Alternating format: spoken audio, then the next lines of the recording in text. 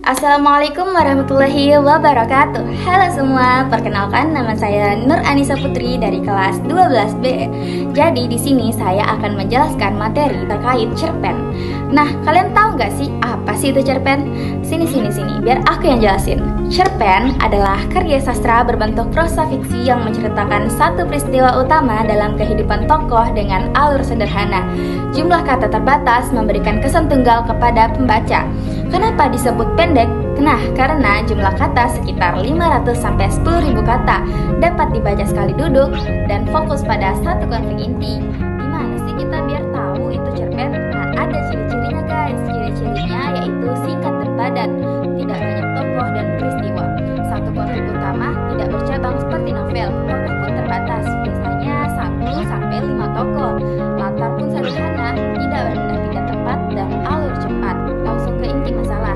Akhir cerita memberi kesan bisa bahagia, sedih, atau tergantung. Nah, cerpen memiliki beberapa fungsi, yaitu yang pertama hiburan, memberi kesenangan dan emosi. Yang kedua ada pendidikan, menyampaikan nilai moral. Yang ketiga sosial, menggambarkan realitas masyarakat. Dan yang terakhir estetika, keindahan bahasa dan imajinasi. Nah, ada pun struktur cerpen. Struktur cerpen adalah susunan bagian cerita. Ada orientasi, bagian awal cerita yang berisi pengenalan tokoh, latar tempat dan waktu, situasi awal cerita. Contohnya, pengenalan tokoh utama dan suasana cerita. Yang kedua ada komplikasi, yaitu bagian ketika masalah atau konflik mulai muncul. Tokoh mulai menghadapi peristiwa penting. Nah, contohnya seperti tokoh mengalami kesulitan atau pertentangan. Yang ketiga ada klimaks. Klimaks itu bagian puncak konflik, ketegangan tertinggi dalam cerita. Contoh, masalah mencapai titik paling berat. Yang keempat, ada resolusi. Resolusi yaitu bagian penyelesaian konflik. Masalah mulai terurai. Contoh, tokoh menemukan jalan keluar. Yang kelima, ada koda. Koda itu opsional ya, bagian akhir yang berisi perubahan sikap tokoh, amanat, atau pesan cerita. Nah, tidak semua cerpen memiliki koda. Adapun unsur-unsur cerpen, ada dua unsurnya yaitu intristik dan entristik. Unsur intristik, unsur yang membangun cerita dari dalam. 1. Tema, gagasan utama cerita. Contoh, perjuangan, persahabatan, dan kejujuran. Kedua, ada tokoh dan penokohan. Tokoh utama yaitu pusat cerita, tokoh tambahan yaitu pendukung, dan penokohan sifat tokoh seperti baik, sabar, pemarah.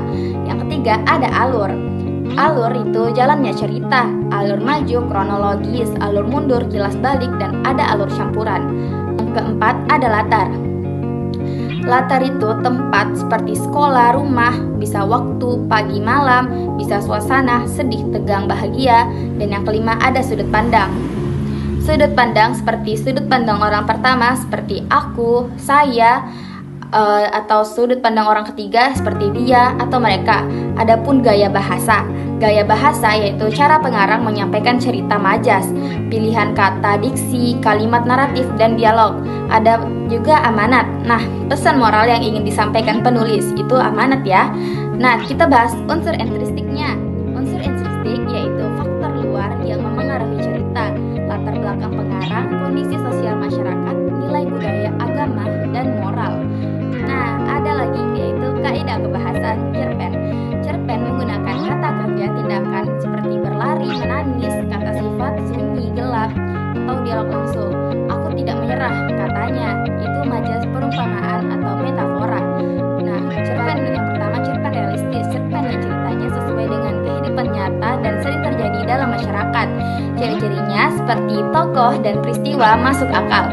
Latar kehidupan sehari-hari, contoh tema seperti kehidupan pelajar, keluarga, persahabatan. Yang kedua ada cerpen fantasi. Cerpen yang mengandung unsur khayalan atau imajinasi yang tidak terjadi di dunia nyata. Ciri-cirinya ada unsur keajaiban, tokoh atau peristiwa tidak biasa. Contoh tema, dunia ajaib, kekuatan super, atau makhluk khayal. Yang ketiga ada cerpen romantis nih. Cerpen yang mengangkat kisah, perasaan, dan hubungan antar tokoh seperti kasih sayang atau persahabatan. Ciri-ciri seperti fokus pada emosi tokoh, menggambarkan perasaan cinta atau kasih sayang. Dan ada cerpen pendidikan. Cerpen yang berisi nilai pendidikan dan motivasi. Ciri-ciri mengajarkan sikap positif, cocok untuk pelajar. Dan yang terakhir ada cerpen religi. Cerpen yang mengandung nilai keagamaan dan moral. Ciri-ciri mengandung pesan keimanan. Tokoh mengalami perubahan sikap menjadi lebih baik. Nah, adapun contoh cerpen singkat yang berjudul Sepatu Hitam. Setiap pagi, Dina selalu membersihkan sepatu hitamnya sebelum berangkat sekolah. Sepatu itu sudah usang, tetapi menjadi satu-satunya alas kaki yang ia miliki. Suatu hari, hujan turun deras dan sepatu itu basah kuyup. Dina tetap berangkat sekolah meski kakinya dingin. Baginya, belajar adalah jalan untuk mengubah hidup. Ia percaya usaha kecil yang dilakukan dengan sungguh-sungguh akan membawa hasil besar suatu hari nanti. Nah, akhir contoh amanat, yaitu jangan mudah menyerah, kejujuran membawa kebaikan, kerja keras menghasilkan keberhasilan. Itu saja dari saya. Wassalamualaikum warahmatullahi wabarakatuh.